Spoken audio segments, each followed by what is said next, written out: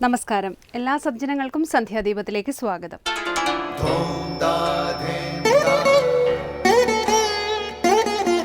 ശുഭം ഭവതു കല്യാണമായുസാരോഗ്യവർദ്ധനം സർവദുഃഖ വിനാശായ സന്ധ്യാദീപം നമോസ്തുതേ. നാമം ജപായനം പുണ്യം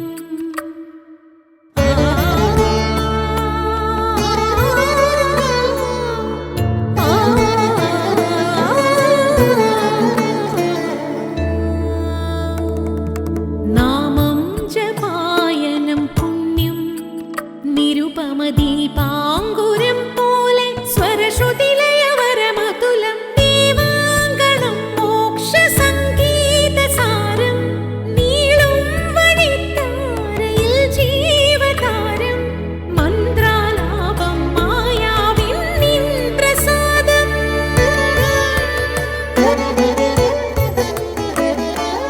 ഇരുൾ നീങ്ങിയുണരുന്ന തെളിനാളദീപം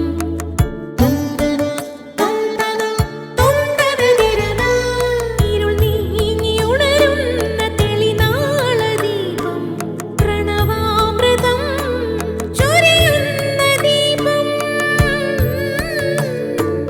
ദീപം ദീപം ദീപം ദീപം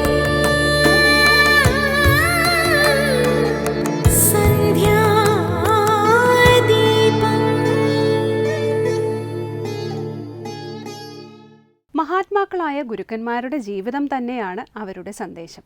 അത് തന്നെയാണ് സമൂഹത്തിന് ഉൾക്കൊള്ളുവാനുള്ള ഏറ്റവും മഹത്തായ മാതൃക.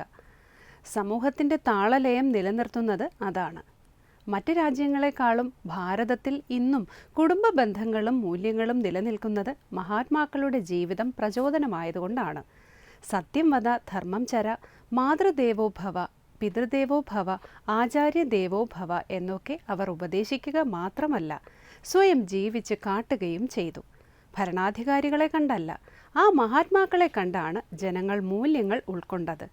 ഭരണാധികാരികൾക്ക് പോലും മാതൃകയും മാർഗദർശനവുമായത് മഹാത്മാക്കളായ ഗുരുക്കന്മാരായിരുന്നു. ആ മൂല്യങ്ങളുടെ അടിസ്ഥാനം ആത്മീയതയാണ്. മൂല്യങ്ങൾ നഷ്ടമായാൽ ജീവിതം ഭൂമിയിൽ നിന്നും ആകർഷണം വിട്ട ഉപഗ്രഹം പോലെയാകും.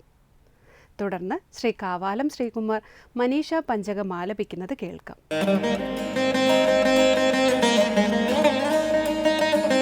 കിം ഗംഗാംബുനി ബിംബിതേംബരമണൗ ചണ്ഡാലവീധീപയ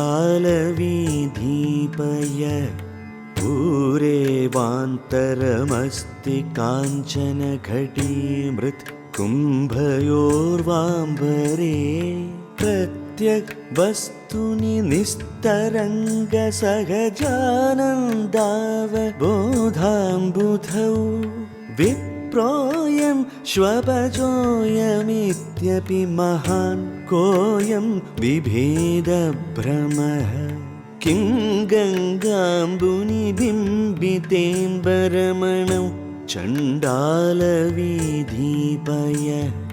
പൂരേവാന്തരമസ്തി കാഞ്ചന ഘടീമൃത് കുംഭയോർവാംബരേ പ്രത്യഗ് വസ്തുനി നിസ്തരംഗ സഹജാനന്ദാവബോധാംബുധൗ വിപ്രോയം ശ്വപജോയമിത്യപി മഹാൻ കോയം വിഭേദഭ്രമഃ. അടുത്തതായി ശങ്കര സ്തോത്രാമൃതം. ശ്രീ ശങ്കരാചാര്യർ രചിച്ച മനീഷ പഞ്ചകത്തിലെ ഒന്നാമത്തെ ശ്ലോകമാണ് ഇന്ന് ശങ്കര സ്തോത്രാമൃതത്തിൽ സ്വാമി ചിദാനന്ദപുരി വ്യാഖ്യാനിക്കുന്നത്. ഗംഗാജലത്തിൽ പ്രതിബിംബിച്ചിരിക്കുന്ന സൂര്യനിലും ചണ്ഡാലവീഥിയിലെ ജലാശയത്തിൽ പ്രതിബിംബിച്ചിരിക്കുന്ന സൂര്യനിലും എന്താണ് വ്യത്യാസമുള്ളത്? സ്വർണ്ണക്കുടത്തിലും മൺകുടത്തിലുമുള്ള ആകാശത്തിൽ ഭേദം എന്താണുള്ളത്? ഈ ചോദ്യങ്ങളെ സ്വാമിജി വ്യാഖ്യാനിക്കുന്നത് തുടർന്ന് നമുക്ക് കേൾക്കാം.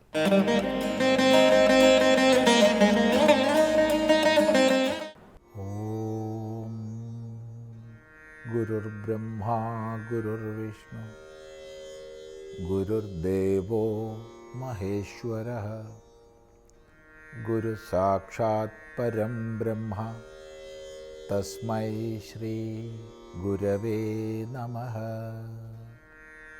ഓം സദാശിവസമാരംഭാം ശങ്കരാചാര്യമധ്യമാം അസ്മദാചാര്യപര്യന്താം വന്ദേ ഗുരുപരമ്പരാം. ശാങ്കരകൃതികളിൽ ഉത്കൃഷ്ടതമമായ മനീഷാ പഞ്ചകമാണ് നമ്മൾ ശ്രദ്ധിക്കുന്നത്. കഴിഞ്ഞ പ്രാവശ്യം നമ്മൾ ചിന്തിച്ചു, ജാഗ്രസ്വപ്ന സുഷുപ്തിഷു എന്ന് തുടങ്ങുന്ന ശ്ലോകം മുതലാണ് മനീഷാ പഞ്ചകം. അവിടെ അദ്വൈതനിഷ്ഠനായ ആചാര്യൻ്റെ ഏകത്വ ബുദ്ധിയാണ് വിളംബരം ചെയ്യപ്പെടുന്നത്. പക്ഷെ എന്ത് ചെയ്യാം, കഥകൾ ഉണ്ടാക്കുന്നതിൽ നിപുണന്മാരായ നമ്മൾ അസംബന്ധമായിരിക്കുന്ന കഥ അതിനോട് ചേർത്ത് വെച്ചു. ശങ്കരാചാര്യർ ചണ്ടാളനെ കണ്ടപ്പോൾ മാറിപ്പോകാൻ പറഞ്ഞു എന്ന്. അസംബന്ധമാണത്, അസ്വീകാര്യമാണ്. അതിൻ്റെ യുക്തികൾ നേരത്തെ നമ്മൾ ചിന്തിച്ചു. ഏതായാലും ആ ഒരു കഥയുടെ തുടർച്ചയായിട്ട്, അതായത് ചണ്ടാളനോട് മാറി നിൽക്കാൻ പറഞ്ഞ സമയത്ത് അന്നമയം അന്നമയത്തിൽ നിന്ന് മാറണോ, ചൈതന്യം ചൈതന്യത്തിൽ നിന്ന് മാറണോ എന്ന് ചോദിച്ചുവെന്നും ചണ്ടാളൻ്റെ മഹിമ മനസ്സിലാക്കിയ ശങ്കരാചാര്യർ നമസ്കരിച്ചുകൊണ്ട് മനീഷാ പഞ്ചകം രചിച്ചു എന്നുമാണ് ഈ കഥാകാരന്മാർ പറയുന്നത്. വ്യക്തിപരമായി ആ കഥ നമുക്ക് സ്വീകരിക്കാൻ ഒരു നിർവാഹവും ഇല്ല. അദ്വൈതനിഷ്ഠൻ അങ്ങനെ ഭേദബുദ്ധി വയ്ക്കുന്നവനല്ല. എന്നാൽ ആ കഥ പ്രചരിതമായതുകൊണ്ട് മനീഷാ പഞ്ചകത്തിന് മുമ്പായിട്ട് വളരെ ശ്രേഷ്ഠമായൊരു ശ്ലോകം പഠിക്കപ്പെടുന്നതിന് നമുക്ക് ശ്രദ്ധിക്കാം. ഈ ശ്ലോകം രണ്ട് രീതിയിൽ അവതരിപ്പിക്കപ്പെടുന്നുണ്ട്. ഒന്ന്, അന്നമയത്തിൽ നിന്ന് അന്നമയം മാറണമോ, ചൈതന്യത്തിൽ നിന്ന് ചൈതന്യം മാറണമോ, ആരെയാണ് നീ ദൂരെയാക്കാൻ ആഗ്രഹിക്കുന്നത് യേ സന്യാസി ശ്രേഷ്ഠ എന്ന് ചണ്ടാളൻ ചോദിച്ച ശേഷമാണ് ഈ ശ്ലോകം അവതരിപ്പിക്കുന്നത്. ഇത് ചണ്ടാളരൂപിയായ ശിവൻ തന്നെ ചോദിച്ച ചോദ്യമായിട്ട് ഒരു പക്ഷം. രണ്ടാമത്തെ പക്ഷം ചണ്ടാളൻ്റെ മഹിമ മനസ്സിലാക്കിയ സമയത്ത് ആചാര്യപാദങ്ങൾ ചൊല്ലിയതായിട്ട് മറ്റൊരു പക്ഷം. രണ്ട് പക്ഷത്തിനും യുക്തിയുണ്ട്. ശ്ലോകം ഇതാണ്: കിംഗംഗംബുനിബിംബിതേംബരമണൗ ചണ്ടാലവീഥീപയ പൂരേ വാന്തരമസ്തി കാഞ്ചനഘടീ മൃത്കുംഭയോർവാംബരേ പ്രത്യഗ്വസ്തുനി നിസ്തരംഗസഹജാനന്ദാവബോധാംബുധൗ വിപ്രോയം ശ്വപചോയമിത്യപി മഹാൻ കോയം വിഭേദഭ്രമഃ. ഗംഗാംബുനി ബിംബിതേ അംബരമണൗ ചണ്ടാലവീഥീപയപൂരേ ബിംബിതേ അംബരമണൗ അന്തരമസ്തി വാ. ഒരു ചോദ്യം ഇതാണ്: ഗംഗാംബുനി ബിംബിതേ അംബരമണൗ. ഗംഗാംബുനി, ഗംഗാജലത്തിൽ, നദികളിൽ വെച്ച് ഏറ്റവും പരിശുദ്ധയായി മാനിക്കപ്പെടുന്നത് ഗംഗാനദി. ആ ഗംഗയുടെ പരിശുദ്ധമായ വെള്ളത്തിൽ ബിംബിതേ അംബരമണൗ, ബിംബിതമായ പ്രതിബിംബിതമായ അംബരമണിയിൽ, അംബരമണി അംബരത്തിലെ മണി, അംബരം ആകാശം, സൂര്യൻ അഥവാ ചന്ദ്രൻ, രണ്ടും അംബരമണികളാണ്. ചന്ദ്രനാവാം സൂര്യനുമാവാം. ഇപ്പോൾ ഗംഗാജലത്തിൽ പ്രതിബിംബിച്ച ചന്ദ്രബിംബം അല്ലെങ്കിൽ ഗംഗാജലത്തിൽ പ്രതിബിംബിച്ച സൂര്യബിംബം, ആ സൂര്യബിംബത്തിനും അഥവാ ചന്ദ്രബിംബത്തിനും ചണ്ടാളവീഥീപയപ്പൂരേ, ചണ്ടാളവീഥിയിലുള്ള ജലാശയത്തിൽ, ചണ്ടാളവീഥി ചണ്ടാളന്മാർ നിവസിക്കുന്ന വീഥി, വഴി. ഇപ്പോൾ ചണ്ടാളന്മാർ നിവസിക്കുന്ന സ്ഥലത്തുള്ള കൂടെ പോകുന്ന വഴിയാണ് ചണ്ടാളവീഥി. ആ ചണ്ടാളവീഥിയിൽ കെട്ടിക്കിടക്കുന്ന വെള്ളം, ആ വെള്ളത്തിൽ പ്രതിബിംബിച്ച സൂര്യബിംബവും അഥവാ ചന്ദ്രബിംബവും തമ്മിൽ കിം അന്തരമസ്തിവ, വ്യത്യാസമുണ്ടോ? ഇതാണ് ഒന്നാമത്തെ ചോദ്യം. അപ്പോൾ ഒന്ന്, വഴിയോരത്ത് കെട്ടിക്കിടക്കുന്ന വെള്ളം, ആ വഴി ചണ്ടാളവീഥിയാണ്, ചണ്ടാളന്മാർ സഞ്ചരിക്കുന്ന വീഥിയാണ്. ആ വെള്ളത്തിൽ പ്രതിബിംബിച്ച ചന്ദ്രബിംബവും ഗംഗാജലത്തിൽ പ്രതിബിംബിച്ച ചന്ദ്രബിംബവും തമ്മിൽ വ്യത്യാസമുണ്ടോ? ഒരു വ്യത്യാസവും ഇല്ല എന്നുള്ളതാണ് സത്യം. രണ്ടും ചന്ദ്രബിംബം ഒന്ന് തന്നെ, രണ്ടും ചന്ദ്രൻ്റെ പ്രതിബിംബമാണ് ജലത്തിലുണ്ടാകുന്നത്. അവിടെ ഗംഗയുടെ പുണ്യഭാവമോ മറ്റൊന്നിൻ്റെ പാപഭാവമോ ഒന്നും അവിടെയില്ല. അതെല്ലാം അജ്ഞാന കൽപ്പിതങ്ങളാണ്. ചന്ദ്രപ്രതിബിംബം രണ്ടിടത്തും ഒരുപോലെ തന്നെയാണ്. ഈ തത്വത്തെ ബോധിപ്പിക്കാനാണ് ചോദ്യം, കിം അന്തരമസ്തി വാ, വ്യത്യാസമുണ്ടോ എന്ന്. രണ്ടാമത്തെ ചോദ്യം, കാഞ്ചനഘടീ മൃത്കുംഭയോ അംബരേ കിം അന്തരമസ്തി വാ. കാഞ്ചനഘടീ മൃത്കുംഭയോ വാ അംബരേ. സ്വർണം കൊണ്ടുണ്ടാക്കിയ കുടത്തിനുള്ളിലുള്ള ആകാശത്തിലും മണ്ണ് കൊണ്ടുണ്ടാക്കിയ കുടത്തിലെ ആകാശത്തിലും എന്താ വ്യത്യാസമുണ്ടോ? വാസ്തവത്തിൽ ഘടാകാശം എന്നൊക്കെ നമ്മൾ പറഞ്ഞാലും ഘടത്താൽ ഒരിക്കലും ആകാശം പരിമിതമാകുന്നില്ല. ഘടത്താൽ വായു പരിമിതമാകാം, ഘടത്തിലുള്ള ജലം പരിമിതമാകാം, പക്ഷേ ആകാശം ഒരിക്കലും പരിമിതമാവില്ല. ആകാശം ഒരിക്കലും പരിമിതമാകില്ല. എന്നിരിക്കെ ഘടാകാശം എന്നുള്ള പ്രയോഗം തന്നെ തെറ്റാണ്, ഘടത്താൽ ആകാശം പരിമിതമാകാത്തതുകൊണ്ട്. എങ്കിലും വ്യവഹാര ദൃഷ്ട്യാ നമ്മൾ പറയും ഘടാകാശം എന്നൊക്കെ. ആ വ്യാവഹാരിക തലത്തെ അംഗീകരിച്ചുകൊണ്ട് ചോദിക്കുകയാണ്, സ്വർണ്ണഘടത്തിനുള്ളിലുള്ള ആകാശവും മൺകുടത്തിലുള്ള ആകാശവും എന്താ വ്യത്യസ്തമാണോ? ഒരു വ്യത്യാസവും ഇല്ല. ആകാശം തുല്യമാണ്, ആകാശം ഏകമാണ്. ഇതാണ് മറുപടി. പ്രത്യക് വസ്തുനി നിസ്തരംഗ സഹജാനന്ദാവബോധാംബുധൗ. പ്രത്യക് വസ്തുവിനെ, പ്രത്യക്കായ വസ്തുവിൽ, പ്രത്യക്ക് എന്ന് പറഞ്ഞാൽ അകത്തുള്ള, ഞാൻ ഞാൻ ഞാൻ എന്ന് നമ്മളെല്ലാം പറയുമ്പോൾ ഒരു പ്രത്യേകാത്മബോധമാണ് അവിടെ സ്ഫുരിക്കുന്നത്. എൻ്റെ ഉള്ളിലുള്ള ആത്മ. വാസ്തവത്തിൽ എൻ്റെ ഉള്ളിൽ, എൻ്റെ പുറത്തുനിന്നൊന്നും പറയേണ്ട ആവശ്യമില്ല, ഞാൻ തന്നെയാണ് ആത്മ. എങ്കിലും വ്യവഹാരത്തിൽ എൻ്റെ ഉള്ളിൽ എന്നുള്ള ഒരു ഭാവത്തിലാണ് നമ്മൾ ചൈതന്യത്തെ കാണുന്നത്. ആ നിലയ്ക്കാണ് പ്രത്യക് ശബ്ദം പ്രയോഗിക്കുന്നത്, ഉള്ളിൽ എന്ന്. അപ്പോൾ പ്രത്യക് വസ്തുവിൽ, എങ്ങനെയുള്ള പ്രത്യക് വസ്തുവിൽ? നിസ്തരംഗ സഹജാനന്ദാവബോധാംബുധിയായ പ്രത്യക് വസ്തുവിൽ. എന്താണ് ആ പദത്തിൻ്റെ അർത്ഥം? അത് നമുക്ക് ചിന്തിക്കേണ്ടതുണ്ട്. അടുത്ത പ്രാവശ്യമാവട്ടെ. ഓ സന്ധ്യാദീപം.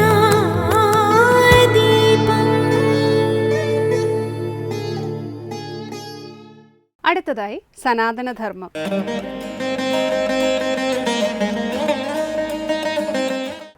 ഓം നമോ ഭഗവതേ വാസുദേവായ. എല്ലാവർക്കും എൻ്റെ പ്രണാമം. സർവേശ്വരൻ്റെ അനുഗ്രഹം എല്ലാവർക്കും ഉണ്ടാകട്ടെ എന്ന് പ്രാർത്ഥിക്കുന്നു. സായേഷ ജീവൻ ഖലു സംബരേതോ വർത്തേതയോ അത്യന്ത അന്യശംസിതേന നൃശംസിതേന ദേഹേ മൃദേ തം മനുജാശബന്തി ഗന്ധാതമോന്ധം തനുമാനിനോ ധ്രുവം.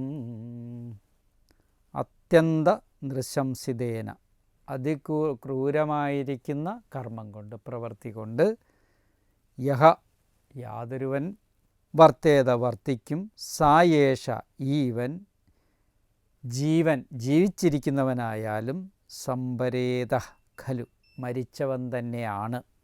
ക്രൂരമായ പ്രവൃത്തി കൊണ്ട് ജീവിക്കുന്ന ആളുകൾ ജീവിച്ചിരിക്കുമ്പോൾ തന്നെ മരിച്ചതിന് തുല്യമാണ് എന്നുള്ള കാര്യമാണ്. ക്രൂരത കാട്ടുന്നവരിൽ ഒരിക്കലും ദയ ഒന്നും തന്നെ ഉണ്ടാകില്ല, സ്നേഹബന്ധങ്ങളുണ്ടാകില്ല, ധർമാധർമ്മങ്ങളുണ്ടാകില്ല, യാതൊന്നിനെക്കുറിച്ചും ബോധവാന്മാരായിരിക്കില്ല. അവർ അത്യന്തം ക്രൂരപ്രവൃത്തികളിൽ മാത്രം ആനന്ദം കണ്ടെത്തുന്നവരായിരിക്കും അവർ. അതുകൊണ്ട് തന്നെ അവരെപ്പോഴും ഭയത്തോടു കൂടിയവരായിരിക്കും. ക്രൂരത നിറഞ്ഞ പ്രവൃത്തിയുള്ളവരിൽ പ്രാണഭയം കൂടുതലായിരിക്കും എന്നുള്ള കാര്യം ഓർമ്മപ്പെടുത്തുന്നു ഭാഗവതം. കംസന് കൂടുതൽ ഭയമുണ്ടായി. എന്തുകൊണ്ടാണ്? പ്രാണഭയമാണ് ഉണ്ടായത്. അപ്പോൾ ക്രൂരത ഉള്ളവരുടെ സ്വഭാവത്തിൽ പ്രാണഭയം കൂടുന്നതുകൊണ്ട് അങ്ങനെയുള്ളവർ ജീവിച്ചിരിക്കുന്നവരായാലും മരിച്ചവർ തന്നെ, അവരിങ്ങനെ എപ്പോഴും മരിച്ചതിന് തുല്യമായിട്ടുള്ള പ്രവൃത്തിയായിരിക്കും അവർ ചെയ്യുക. അത്രയും. തനുമാനിന, ദേഹാത്മബുദ്ധിയോടുകൂടി അവർക്ക് ശരീരവും ആ ശരീരത്തിലുള്ള ബുദ്ധി, ആ ഇന്ദ്രിയങ്ങളെയൊക്കെ ലാളിക്കുക, ഇന്ദ്രിയഹിതത്തിനനുസരിച്ച് പ്രവർത്തിക്കുക, മനോനിയന്ത്രണമില്ലാതെ ജീവിക്കുക, പെട്ടെന്ന് പ്രതികരിക്കുക, പെട്ടെന്ന് ആനന്ദിക്കുക, ഇങ്ങനെയൊക്കെ തമോ ഗുണപ്രധാനമായിട്ട് എപ്പോഴും കിടന്നുറങ്ങുക, ഭക്ഷണാദികളിൽ തന്നെ തമോ പ്രധാനമായിരിക്കുന്ന ഭക്ഷണത്തിന് പ്രാധാന്യം നൽകുക, ഇങ്ങനെയൊക്കെ ദേഹാത്മബുദ്ധിയോടുകൂടി ഇരിക്കുന്നവരാണ്. അതുകൊണ്ട് ദേഹേ, ദേഹം എന്ന് അമൃതേ നശിക്കാതിരിക്കുന്ന സമയത്തിൽ ദേഹാത്മബുദ്ധിയോടുകൂടി ഇരിക്കുന്ന ആയതുകൊണ്ടാണ് ദേഹം. നശിക്കുന്നത് എന്നുള്ള അർത്ഥത്തിലാണ് ദേഹം എന്നുള്ള പ്രയോഗം വന്നിരിക്കുന്നത്. നശിക്കുന്നത്, ശരീരം നശിക്കുന്ന ആയതുകൊണ്ടാണ് അതിനെ ദേഹം എന്നുള്ള പ്രയോഗം തന്നെ വന്നിരിക്കുന്നത്. അതുകൊണ്ട് നശിക്കാതിരിക്കുന്ന സമയത്തിൽ മനുഷ്യർ അവനെ ശബന്തി ശപിക്കുന്നു. അന്തന്തമ ക്രൂരനരകം ഗന്ധാഗമിക്കും ധ്രുവം നശ്യം. ഇവിടെ പറയുകയാണ്, ക്രൂരകർമ്മം കൊണ്ട് ഏതൊരുത്തൻ ശരീരത്തെ നിലനിർത്താൻ ആഗ്രഹിക്കുന്നു അവൻ വലിയ പ്രസിദ്ധനായിരുന്നാലും അവരുടെ കൂട്ടത്തിൽ ചേർക്കാൻ യോഗ്യനല്ല. ലോകം അവനെ അവരുടെ കൂട്ടത്തിൽ ചേർക്കില്ല എന്നർത്ഥം. എത്ര വലിയ പ്രസിദ്ധനായാലും ക്രൂരകർമ്മം ചെയ്യുന്നവരെ സമൂഹം എപ്പോഴും നിന്ദിച്ചുകൊണ്ടേയിരിക്കും. അപ്പോൾ സമൂഹത്തിൽ നിന്ന് ക്രൂരകർമ്മങ്ങൾ കൊണ്ട് നിന്ദയേൽക്കുമെന്ന് കണ്ട് ക്രൂരതയിൽ നിന്ന് വിട്ടുതിരിഞ്ഞ് നിൽക്കുന്നവനാണ് യഥാർത്ഥ പുരുഷൻ അല്ലെങ്കിൽ യഥാർത്ഥ സ്ത്രീ. അപ്പോൾ ക്രൂരത നിറയാത്ത കർമ്മം ചെയ്യണമെന്നർത്ഥം.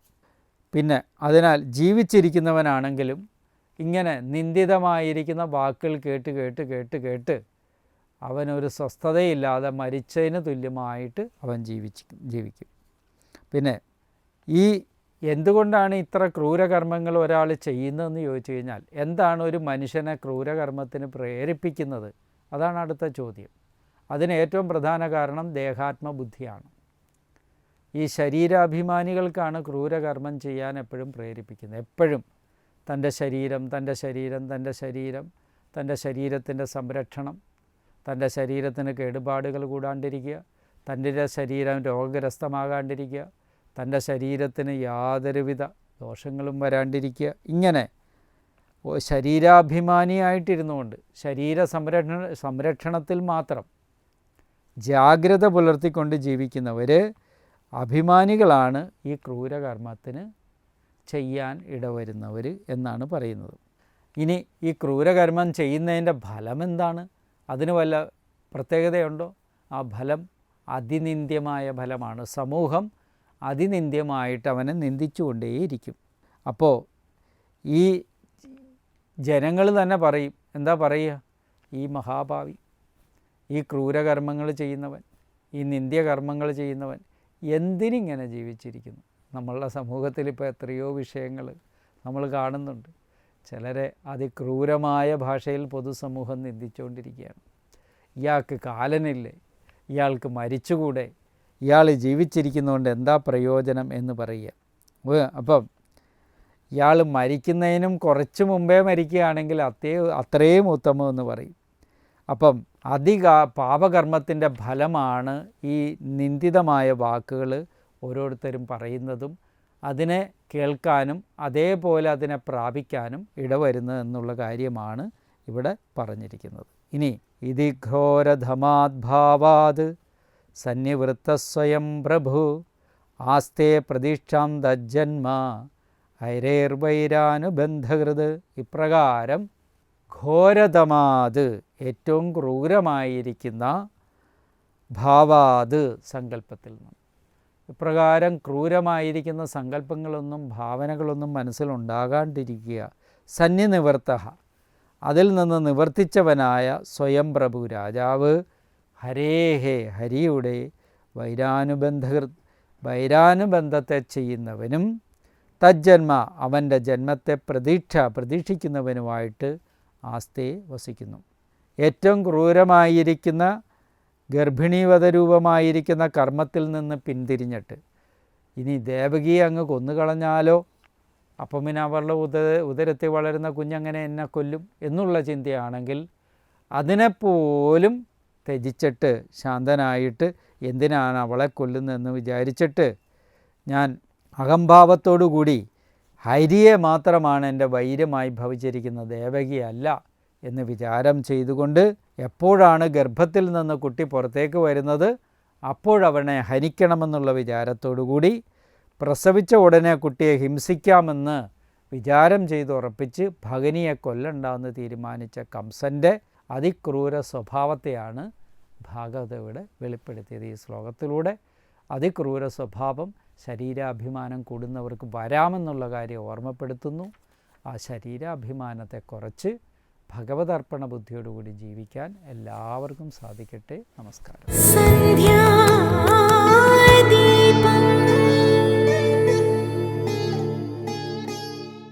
തുടർന്ന് ദീപാരാധനയാണ്. ക്ഷേത്ര സന്നിധിയിലെത്തി മംഗളാരതി തൊഴുത് ഇന്നത്തേക്ക് മടങ്ങാം.